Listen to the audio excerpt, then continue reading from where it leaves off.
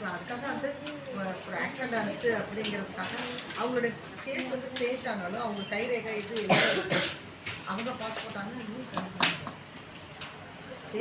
Passport தான் கொடுப்போம். 10th நீங்கள் படிச்சுட்டு முடிச்சுட்டு எடுத்துட்டு ஈஸியாக பாஸ்போர்ட்டாவது வந்துடும். இல்லைன்னா ஸ்டூடெண்ட் பாஸ்போர்ட்டு ப்ராசஸில் இருக்கும். இப்போ 10th நீங்கள் கம்ப்ளீட் பண்ணிவிட்டு இன்னொரு தடவை இது பண்ணலாம். வந்து நம்ம வந்து வெளிநாட்டுக்கு போகையில் வந்து இந்தியாவில் வந்து பாஸ்போர்ட் எடுக்கிறோம்னா வந்து தமிழில் இருக்க மாதிரி இங்கிலீஷில் இருக்கும். எந்த நாட்டுக்கு இப்போ நான் காட்டினேன் இல்லை அதான் பாஸ்போர்ட்டு. ஃபோட்டோட புக்காக வந்துடும். இந்த பேஜ் தான் நான் இந்த பேஜ் தான். இப்போ ஊரெல்லாம் அவங்க போகிறாங்க அப்படின்னா இந்த மாதிரி சீட் பண்ணணும். எந்த நாட்டுக்கு போகிறாங்க, எங்கே போகிறாங்க, எங்கே வராங்க அப்படின்னு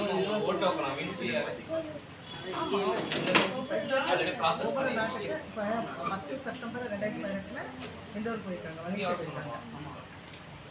அவங்க அங்கேருந்து வரும்போது அரைவல் டெபாசிட் அப்படிங்கிற 2 சீல் இது திரும்பி வந்துருக்காங்க. 9 செப்டம்பர் 2018 வந்திருக்காங்க. 20 செப்டம்பர்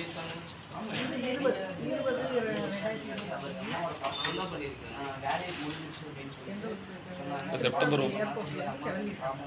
திருச்சி ஏர்போர்ட் இதை பார்க்கவே தெரியும்.